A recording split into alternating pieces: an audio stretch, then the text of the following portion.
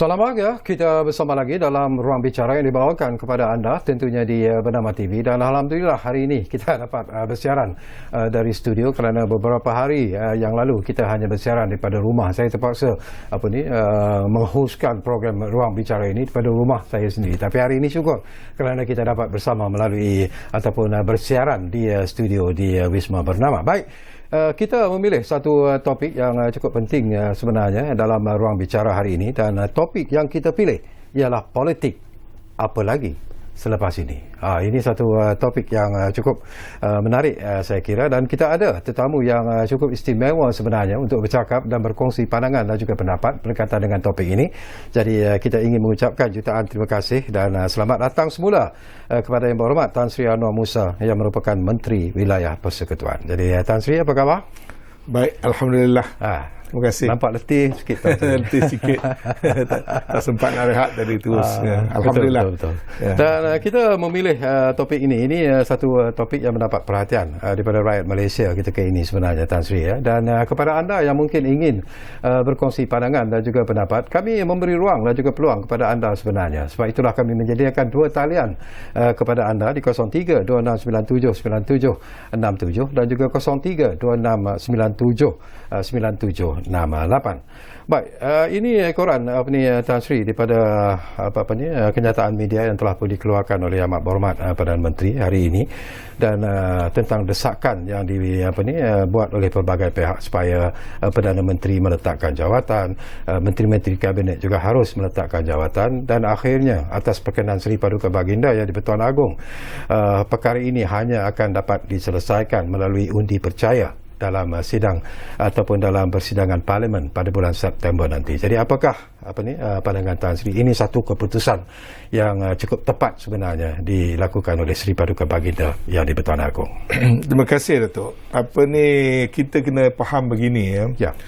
Sewaktu kita membentuk Kerajaan Perikatan Nasional ini, ini adalah sebuah kerajaan yang dibentuk untuk menyelamatkan kegagalan kerajaan yang terdahulu.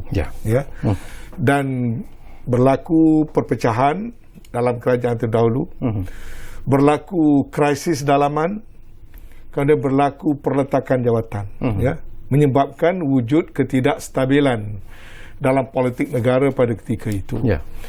Dan untuk menyelamatkan keadaan dan bagi memastikan negara dapat diuruskan dengan cara yang lebih teratur dan lebih baik, maka berlaku suatu gabungan politik. Dan ditakdirkan Allah SWT, gabungan ini ada suatu bentuk yang belum pernah disaksikan dalam sejarah negara, di mana parti-parti yang berpecah seperti Bersatu dan juga dengan UMNO yang bersatunya daripada kerajaan, kemudian PAS yang tak pernah berada di peringkat politik nasional, dan UMNO dan PAS berkongsi kerajaan, dan beberapa parti-parti yang lain, 13 parti politik membentuk kerajaan tetapi dengan majoriti yang teramat tipis. Hanya perbezaan 3-4 kerusi sahaja dengan hanya 114 ahli parlimen. Unik yang keduanya ialah kerajaan yang terbentuk yang dipanggil Kerajaan Perikatan Nasional itu turut didokong oleh bukan ahli parti Perikatan Nasional, iaitu Barisan Nasional membuat ikrar menyokong Kerajaan Perikatan Nasional tanpa menjadi ahli kepada parti Perikatan Nasional. Dan juga yang lebih unik lagi, UMNO membuat ketetapan sokongan itu berdasarkan sokongan ahli-ahli parlimen. Sebab tu waktu nak menyokong penubuhan kerajaan ini tak dibawa pun ke Majlis Tertinggi UMNO. Dia just buat keputusan, ahli-ahli parlimen yang bertemu, menandatangani SD, kemudian sokongan atas sifat ahli-ahli parlimen itu sendiri. Jadi ini sesuatu yang unprecedented, tidak pernah berlaku dalam negara kita. Pertama, kerajaan yang datang di tengah-tengah penggal. Kerajaan itu bukanlah satu kerajaan yang terbentuk pasca pilihan raya. Kerajaan itu juga menggabungkan dua blok daripada kerajaan dan juga daripada pembangkang. Dan gabungan parti-parti politik yang tak pernah duduk semeja tetapi akhirnya membentuk Perikatan Nasional.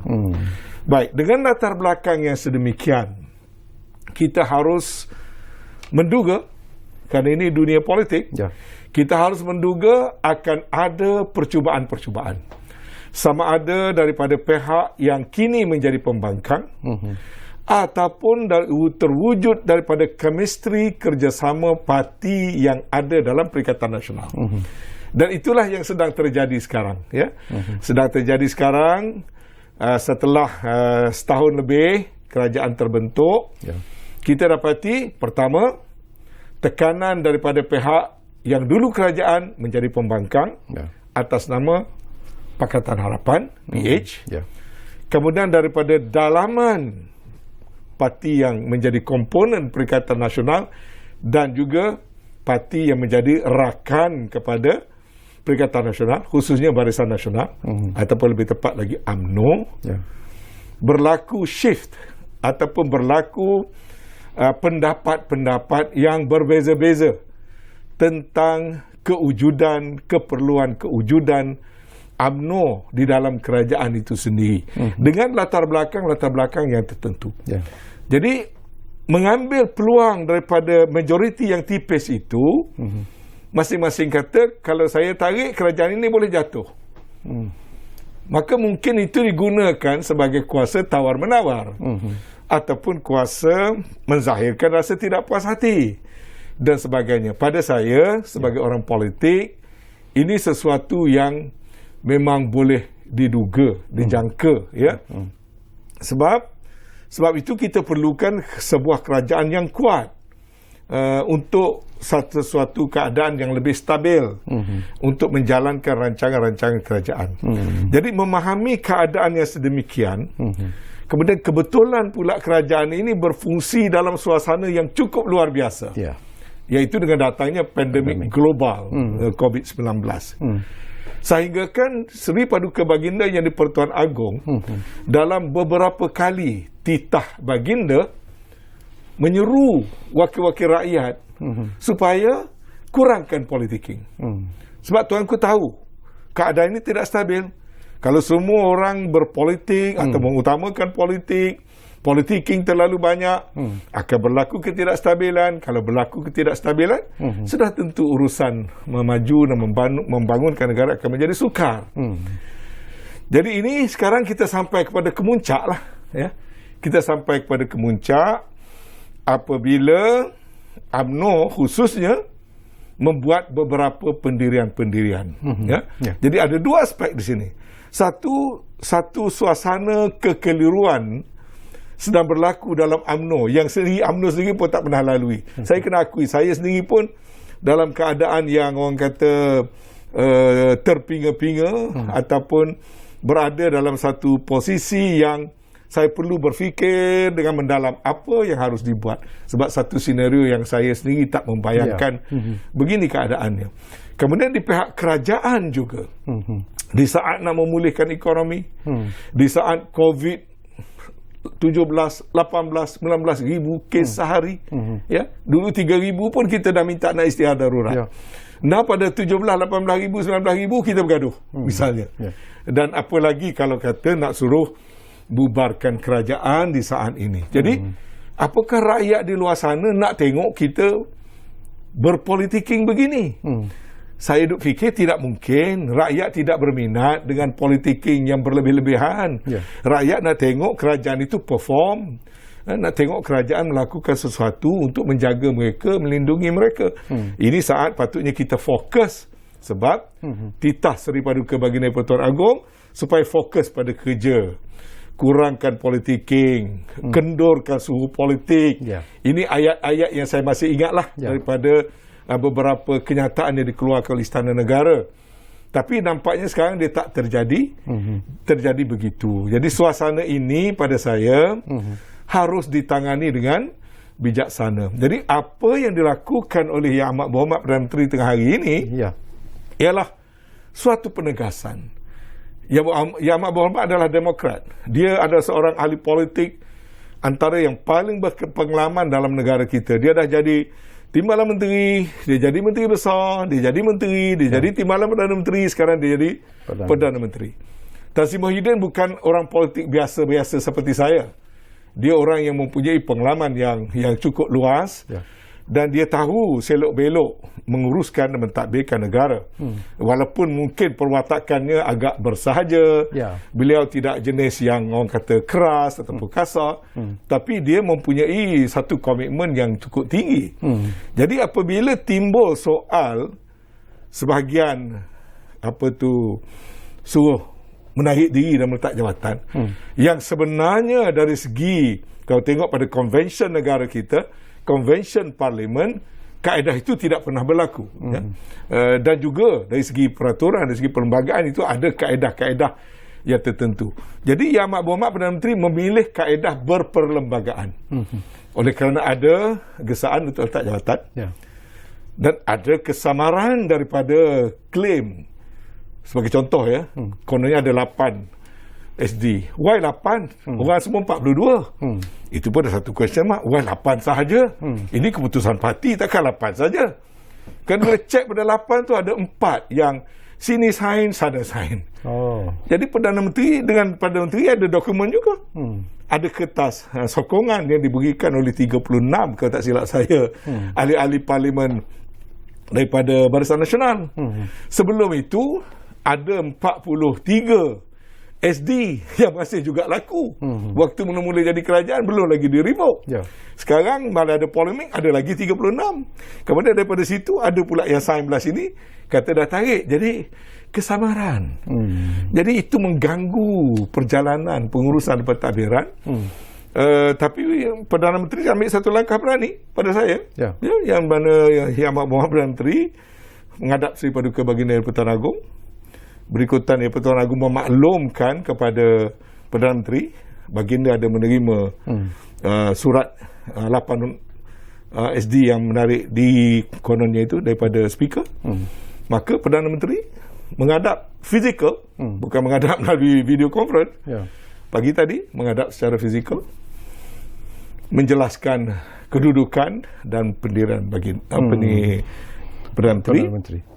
Dan memohon perkenan supaya isu kesamaran ini, isu gesaan ini disettle once and for all melalui vote of confidence yang dibuat secara berperlembagaan dalam sidang parlimen yang resmi September nanti. Saya fikir itu satu langkah yang bijaksana. Saya nak petik daripada apa Tan Sri sebut di awal perbincangan tadi, iaitu tentang sebuah kerajaan yang kuat. Itu sebenarnya apa yang kita perlukan. Dan saya juga teringat apa yang disebut oleh Yang Amat Berhormat Perdana Menteri di hari pertama sidang khas Parlimen pada 26 hari bulan yang lalu.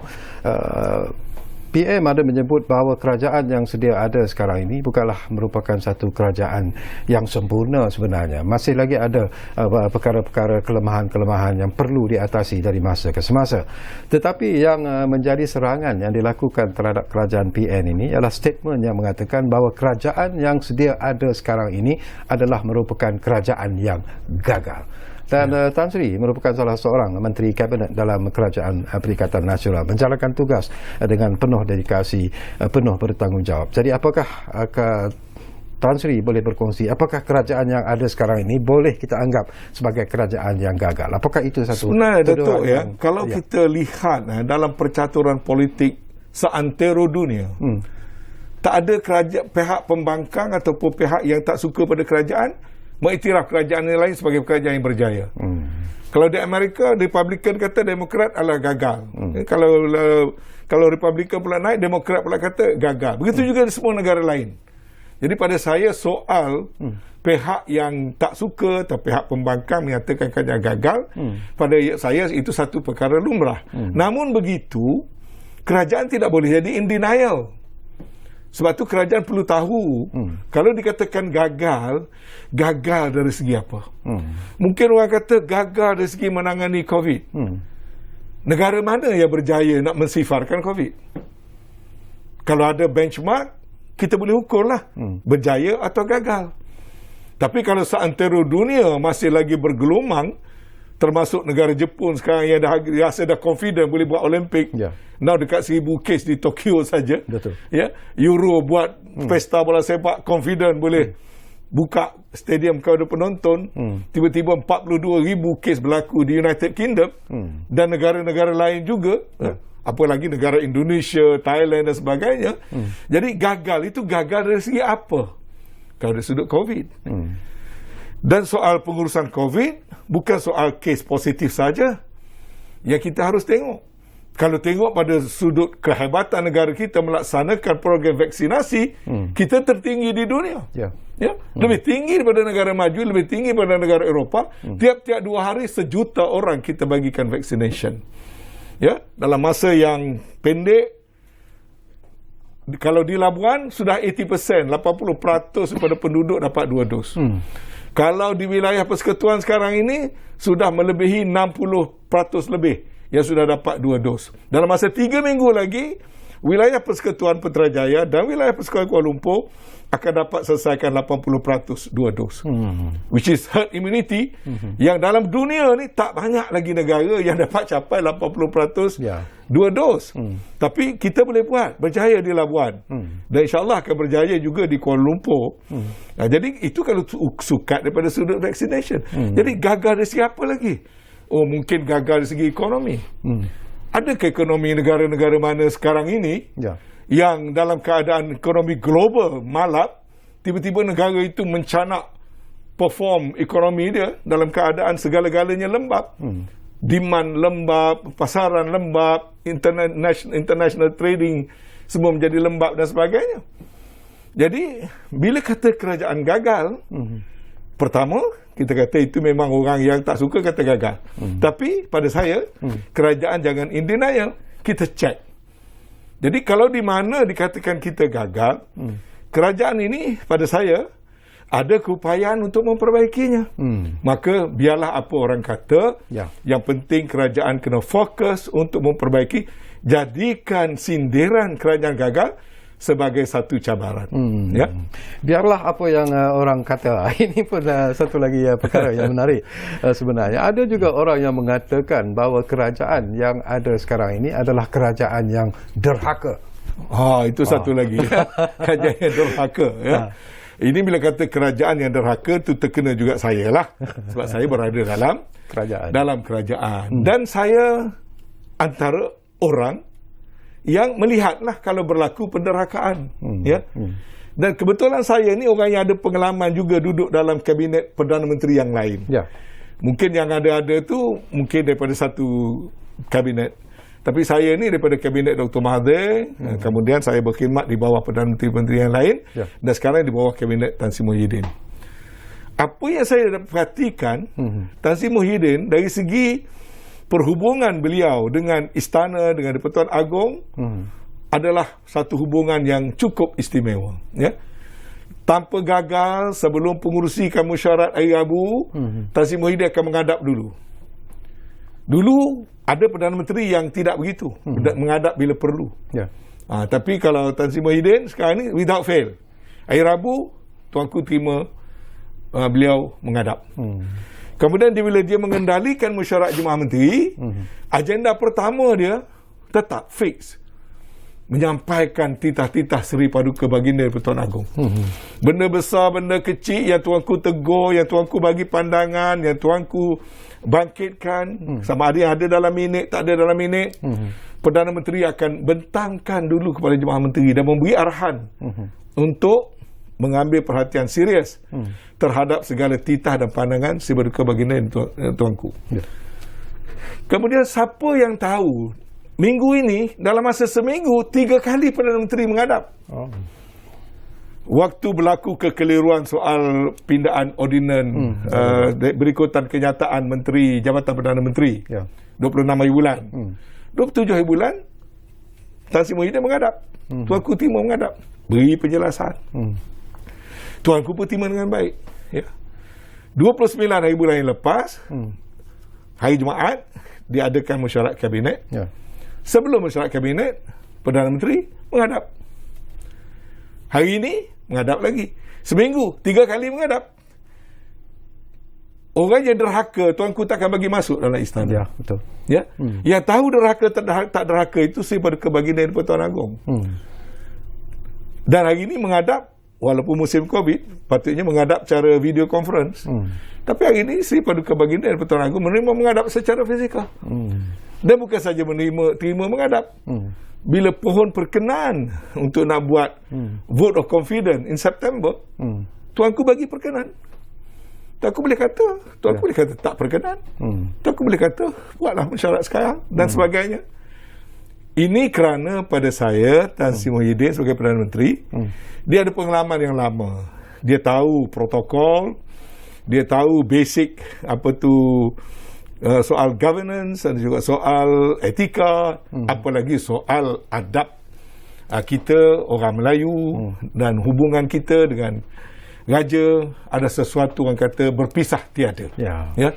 Tak ada kerajaan dalam negara kita ini boleh mentadbirkan dengan baik kalau dia tidak mempunyai hubungan yang baik dengan institusi raja-raja yang berperlembagaan. Raja dan rakyat berpisah tiada. Betul. Apalagi tuanku kita, Sri Paduka Baginda Di-Pertuan Agong, dia adalah Baginda adalah seorang yang cukup mengambil berat. Tuanku baca minit semua. Jadi apa benda kita menteri bincang, tuanku cek. Dan kadang-kadang benda yang berlaku tak ada dalam minit, tuanku beri teguran pada kerajaan. Panggil Perdana Menteri, tanya ini kenapa. Jadi suasana itu orang di luar cuba nak gambarkan soal neraka, tapi kami yang berada di dalam ini, macam kata tadi, seminggu 3 kali menghadap. Dan tuanku sentiasa memberi nasihat, memberi teguran dan sebagainya. Dan sentiasa dibawa ke dalam Jemaah Menteri. Tiap-tiap minggu agenda tetap apa yang tuanku. Jadi di mana timbulnya soal neraka? Dicipta oleh orang-orang yang nak menjatuhkan kerajaan. Baik, saya nak juga dapat pandangan Tan Sri. Ini berkaitan dengan sidang khas Parlimen yang berlangsung sepatutnya 5 hari tetapi disebabkan oleh pandemik COVID-19 hari yang kelima itu ditunda kepada tarikh yang lain. Tetapi bila kita bercakap tentang sidang khas Parlimen ini dengan persidangan Parlimen yang sebenarnya, mungkin ramai juga yang tak mengetahui bahawa ada perbezaan sebenarnya. Jadi daripada pengalaman Tan Sri, boleh kita kongsi supaya memberikan pencerahan kepada Dato' Sekawi. Sidang Parlimen ini bukan sidang biasa. Dia ada suatu sidang yang termaktub dalam perlembagaan negara, yang mana standing order Parlimen ni sebahagian daripada Constitution. Standing order Parlimen tu disebut dalam perlembagaan. Maknanya bila kita nak mengadakan Parlimen bersidang, kaedah-kaedah dia, cara dia diperincikan dan tak boleh buat sembarangan. Mungkin orang di luar sana tak faham, ya. Misalnya jenis-jenis sidang. Orang tengok Parlimen bersidang, sidanglah, dia tak tahu sidang apa. Ramai orang masih tak boleh nak membezakan. Misalnya ini penggal ke berapa? Banyak orang tak tahu. Kalau tanya orang awam, Parlimen nak bersidang ni, bersidang penggal berapa? Dia orang tak boleh sebut. Ya. Sekarang ni kita berada dalam penggal ketiga. Parlimen ke-14. Ya.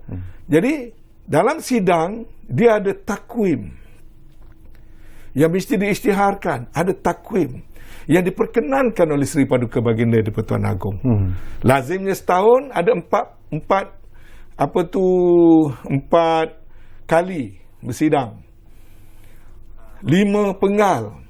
1 tahun dipanggil 1 penggal. Parlimen ke-14. Kalau sebelum ada ni Parlimen ke-13. Jadi Parlimen ke-14 sekarang ni penggal ketiga. Kalau bersidang mengikut takwim yang ditetapkan, itu dipanggil persidangan biasalah. Walaupun ada sesi bajet, ada sesi masa itu nak bentangkan rancangan Malaysia 12 dan sebagainya.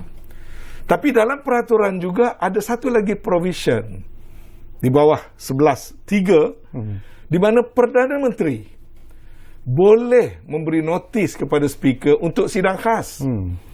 Sidang khas ni apabila Perdana Menteri berpandangan ada benda dia nak laporkan kepada Parlimen. Dia tak payah tunggu sidang yang empat kali dalam takwim. Ya. Yang itu dah tetap. Ada kaedah susun agenda dia. Tapi kalau ada sesuatu yang besar, yang penting, yang mustahak, Dalam perkara 11.3, Perdana Menteri boleh memberi notis sekurang-kurangnya sehari sebelum hari sidang kepada speaker untuk memanggil sidang dengan agenda-agenda yang ditetapkan oleh Perdana Menteri. Ya? Dan disebut di situ Perdana Menteri. Kalau sidang biasa, dia sebut dipanggil oleh Ketua Majlis setelah mendapat perkenan daripada Seri Paduka Baginda Yang di-Pertuan Agong. Ya. Ketua Majlis di situ adalah Perdana Menteri. Ya. Tapi sidang khas ni disebut khusus. Perdana Menteri boleh memberi notis kepada speaker. Ya, sebab kita kena faham, ya, Perdana Menteri cabang eksekutif. Kita walaupun dalam konsep separation of power, kita bertanggungjawab kepada Parlimen, which is bidang legislatif. Kita ni ada 3 cabang, konsep separation of power: judiciary, legislatif, eksekutif. Perdana Menteri berada dalam cabang eksekutif. Maka apabila Perdana Menteri merasakan dia perlu melaporkan kepada Parlimen, dia boleh minta sidang khas. Jadi yang berlaku pada 26 bulan baru ini ialah berikutan Perdana Menteri menjunjung titah daripada Seri Paduka Baginda Yang di-Pertuan Agong, kerana Tuanku beri pandangan supaya soal-soal berkait dengan COVID ini turut dibentangkan kepada Parlimen. Walaupun pada waktu itu darurat sedang berjalan, Parlimen tidak perlu kita pergi bentang pada Parlimen dalam tempoh darurat. Tapi mengambil kira pandangan tuanku, Perdana Menteri beri notis pada speaker untuk 26 bulan melaksanakan sidang. Baik, satu perkara yang mungkin orang luar tak tahu. Undang-undang ni dia tak kira siapa. Baik Parlimen, baik di luar, baik masjid, baik surau, baik pasar. Undang-undang yang sedang berkuat kuasa sekarang ini kata pertama tak boleh sidang. Yang kedua, akta penyakit wabak, penularan penyakit berjangkit, akta berapa 342 kata silap saya, menyatakan dan di Gazette tak boleh ada perhimpunan. Maka untuk nak laksanakan pada 26 hari bulan tu, Parlimen kena minta kebenaran khas dikecualikan daripada undang-undang yang sedang berkuat kuasa. Ya, sampai begitu. Dan saya nak beritahu kepada Datuk Sarkawi, pada pagi nak bersidang tu, Ketua Pengarah Kesihatan yang merupakan otoriti dalam akta untuk beri pengecualian berjumpa dengan ketua-ketua parti, wakil-wakil parti. Ya. Dan beliau memaklumkan, kalau ikut pilihan beliau, dia kata beliau menasihatkan jangan ada sidang. Itu pilihan pertama. Jangan ada sidang lagi dulu. Pilihan pertama. Pilihan kedua, kalau nak sidang juga, maka dia syorkan bersidang pada satu-satu masa dalam Dewan jangan terlalu ramai. Mungkin 50%. Dan berada dalam Dewan jangan terlalu lama sebab tempat tu tutup. Delta variant ini airborne, katanya. Jadi dicadangkan bersidang 4 jam, pukul 10, pukul 2 habis. Dan juga disebut, kalau sekiranya berlaku kes-kes, sidang perlu ditangguhkan. Kalau ada outbreak, semua kita tahu. Jadi bila berlaku sidang baru ni, sebelum nak adakan sidang 23 hari bulan, semua buat test dulu. Test kaki tangan. Kita kena ingat, yang bersidang 220 orang, 2 meninggal. Itu ahli Parlimen 220. Satu ahli Parlimen berapa orang pembantu? Bodyguard, driver, pembantu, researcher. Yang itu saja pun kalau seorang kali 4 dah ada 800. Ya. Staf Parlimen, security-nya, staffnya, yang pengurusan Parlimennya, pejabat speakernya dan sebagainya, tak kurang pada 1,500, 1,600 bila bersidang. Undang-undang kata tak boleh. Tapi dah banyak gesat, buat juga. Maka disebut, kalau ada outbreak, kena quickly stop dulu. Sebab, kalau berlaku kluster Parlimen, ahli Parlimen ni dah diberi 2 lagi pengecualian. Iaitu, boleh rentas sempadan. Orang lain tak boleh. So, ahli Parlimen ni datang pada 222 kawasan. Katakanlah Parlimen tu jadi kawasan tak selamat, red zone. Habis bersidang, hujung minggu balik. ke-222 tempat. Kalau terwujud Delta, varian Delta kat situ, semua varian Delta pergi ke seluruh negara, 222 kawasan. Bukan benda kecil, Datuk Zakawi. Betul. Ya? Kita kena containkan benda itu. Ya? Jadi, masa buat saringan, 37 orang, tak silap saya. Baru bersidang 4 hari, dah 11 lagi. Campur, dah 70 lebih. Pada 29 hari bulan, dah 70 lebih kes positif. Baik. Saya ni pengurusi CCMC wilayah. Kita ada peraturan, ada undang-undang. Parlimen tu di bawah Jabatan Kesihatan Daerah Kepong. Parlimen segambut. Bangunan Parlimen. Existing rules ialah more than 50 dalam satu lokaliti PKPD. Ya. Jadi kalau ikut peraturan betul, Parlimen kena di PKPD kan. Masjid kita PKPD kan, rumah PPR kita PKPD kan, kawasan-kawasan apa tu pasar dan sebagainya kita PKPD kan. Dan ini Parlimen. The whole kerajaan ada kat situ, Perdana Menteri ada kat situ, ahli yang berhormat semua ada kat situ. Takkan kita nak longgarkan mudah-mudah? Okey. Tan Sri, kita akan sambung lagi, tapi kita mendapat arahan supaya berehat dulu buat seketika, dan saya ingatkan lagi kepada anda yang mungkin ingin berkongsi pandangan dan juga pendapat berkaitan dengan isu yang kita pilih hari ini. Dua talian itu sebenarnya masih kami buka kepada anda. Saya ulangi, 0326979767 dan juga 0326979768. Anda jangan kemana-mana, kembali semula sebentar saja lagi bersama kami, Ruang Bicara Mana Lagi, Bernama TV. Kita jumpa lagi.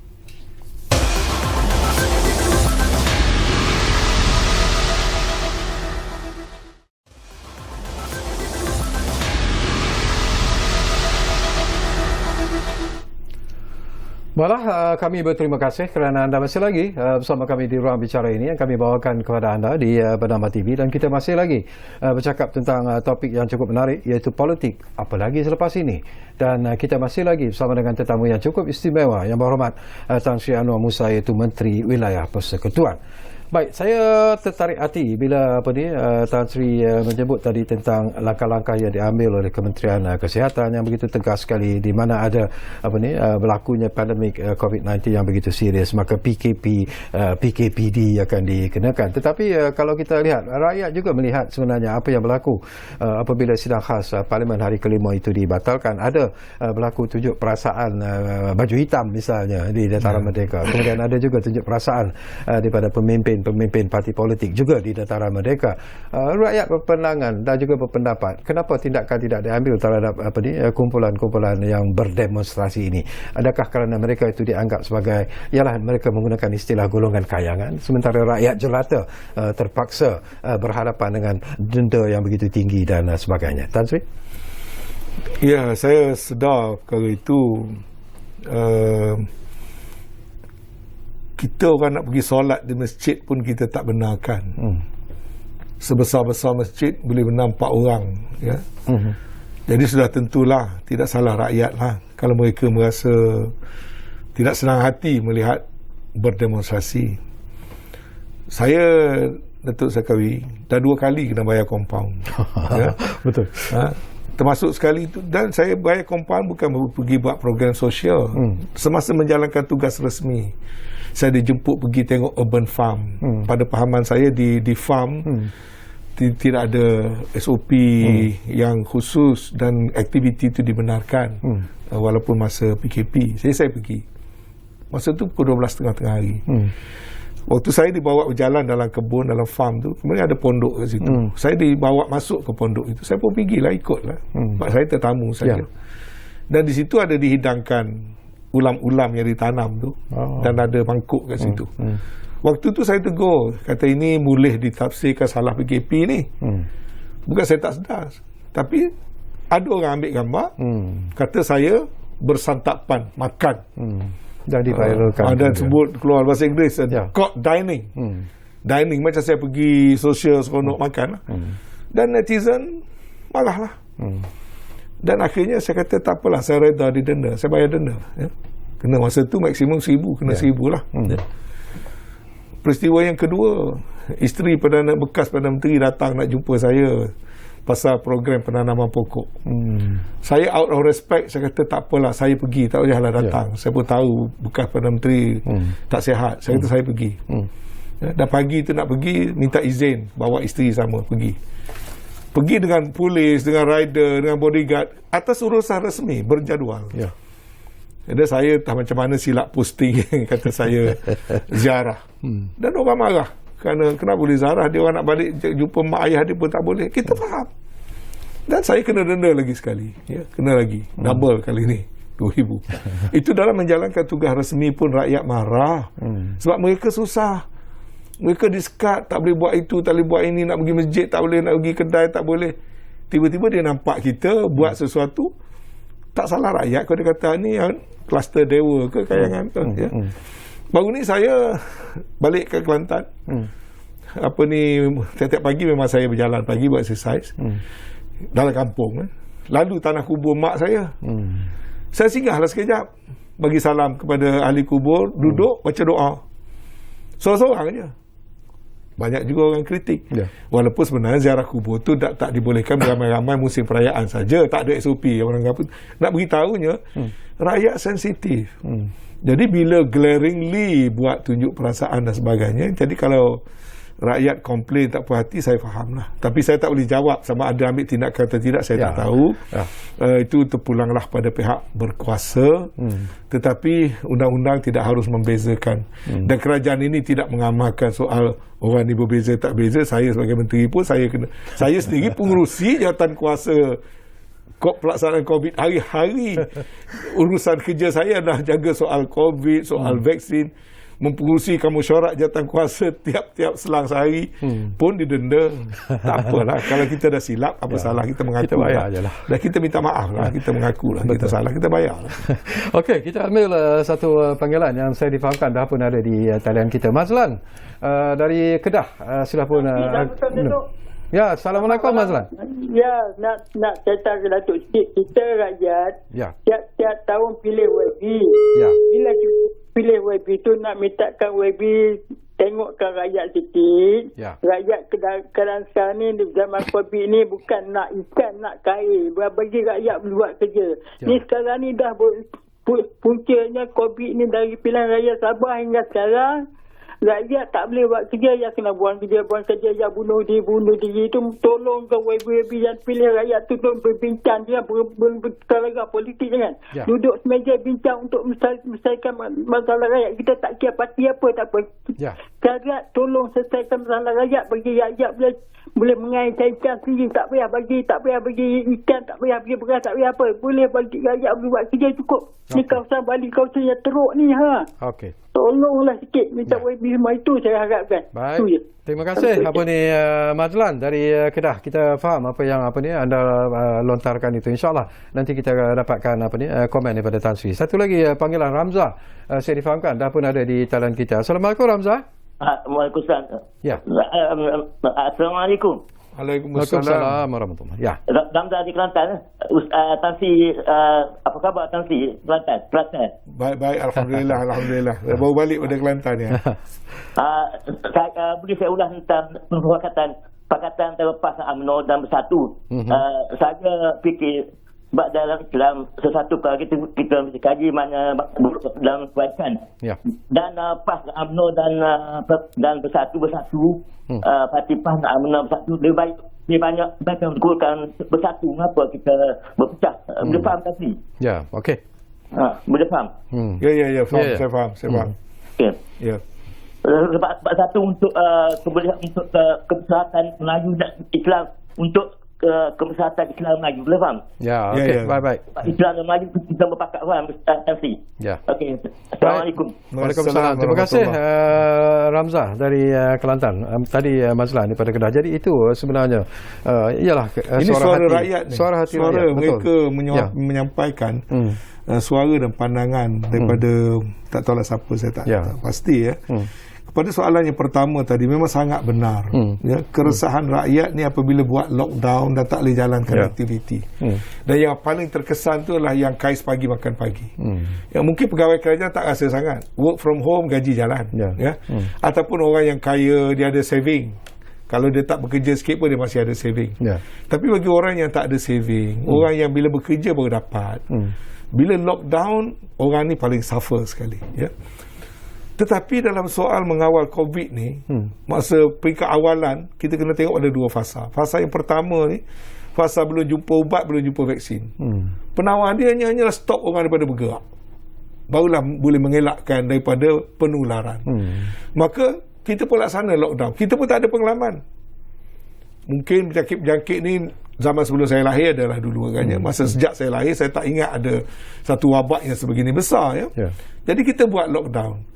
Jadi lockdown ni mungkin masa mula-mula saya angkat sumpah jadi menteri, dah ingat ke 2 minggu. Lepas tu sambung 2 minggu. Sebulan, ingat ke sebulan, ingat ke 2 bulan. Kalau dah masuk 2-3 bulan, rakyat susah.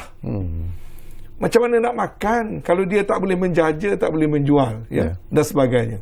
Tapi waktu itu tak ada ubat lain kalau ada penularan, lockdown. Dan sekarang ini telah dikatakan lockdown bukan penyelesaian. Tapi waktu itu tak ada pilihan sebab tidak ada vaksin, tak ada ubat. Lepas tahun, sekarang ini alhamdulillah ada vaksin. Maka dalam fasa yang kedua ini, keutamaan adalah vaccination. Jadi kerajaan, kita bukan kerajaan yang kaya raya macam setengah negara-negara besar. Tapi kerajaan, pimpinan Tan Sri Muhyiddin memberanikan diri. Sebelum vaksin jumpa lagi, kita dah join COVAX, Kesatuan Pengeluar-Pengeluar Vaksin. Bulan Julai tahun 2020 dulu, kita dah masuk ke bayar deposit dah. Booking awal-awal. Ya?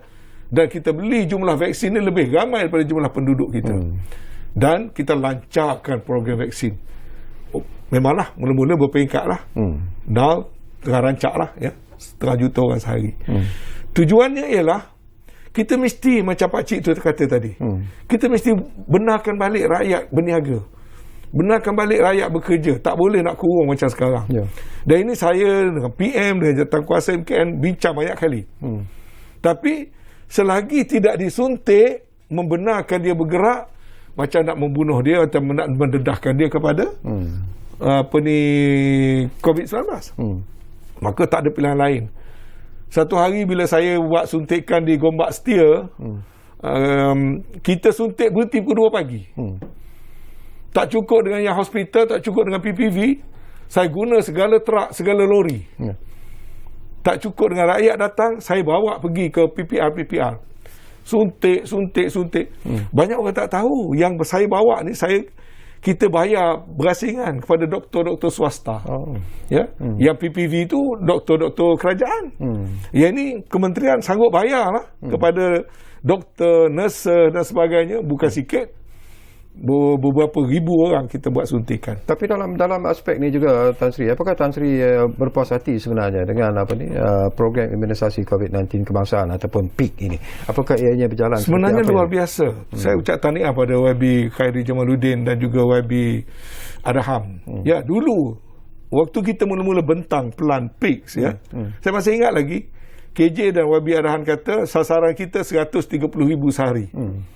Ya. Of course kita mula-mula kecil, 20,000, 30,000, 40,000, 70,000. Sasaran nak pergi, sasarannya ialah 120 ke 130,000. Nak completenya tahun depan, bulan April, bulan Mei. Tapi bila tengok keadaan rakyat begini susah, dipercepatkan order, tambah order, lancarkan program besar-besaran, buat lagi accelerated program dan sebagainya. Pelbagaikan di klinik swasta boleh, di hospital boleh, di di tempat-tempat lain boleh, mobile boleh, ada yang berjalan kaki, ada yang naik perahu, ada yang macam-macam. Now 500,000 sehari. So kalau tanya perhati tak perhati pada saya, kita buat rekod dunia. Kita buat rekod dunia antara negara yang paling pantas. Dan ini satu benda yang luar biasa. Kemudian di negara lain, di Thailand, nak ambil vaksin kena bayar. Kena bayar. Betul. Ya, di Thailand. Kita, negara kita, kerajaan buat keputusan nekat bagi percuma. Walaupun tidak paksa, bagi vaksin percuma. Satu orang tidak sikit, kosnya 100 lebih. Kemudian bukan saja rakyat, warga negara, pemestautin di bumi Malaysia, warga asing. Warga asing pula ada yang halal, ada yang haram. halal ke haram ke semua bagi. Ya. Jadi ini adalah kejayaan. Sebab tidak dapat di negara lain, tapi kita dapat. Jadi strategi sekarang macam Pakcik tu kata tadi, saya sokong sangat. Malah saya nak beritahu malam ini, kita telah pun mengadakan perbincangan. Yang Amat Berhormat Perdana Menteri mungkin akan mengumumkan beberapa sektor akan mula buka. Ya, Perdana Menteri sendiri faham benda tadi yang disebut tadi ni. Faham orang susah, faham soal tak ada pendapatan. Rakyat tidak nak minta kerajaan bantu hantar beras, hantar biskut, hantar gula. Rakyat sanggup kerja sendiri, asalkan dia boleh bekerja. Kerajaan tak bantu tak apa. Ya. Jadi sekarang ini saya setuju sangat dengan pandangan daripada Kedah tadi. Kita kena mula buka, tapi bila kita nak buka, pastikan sudah suntik.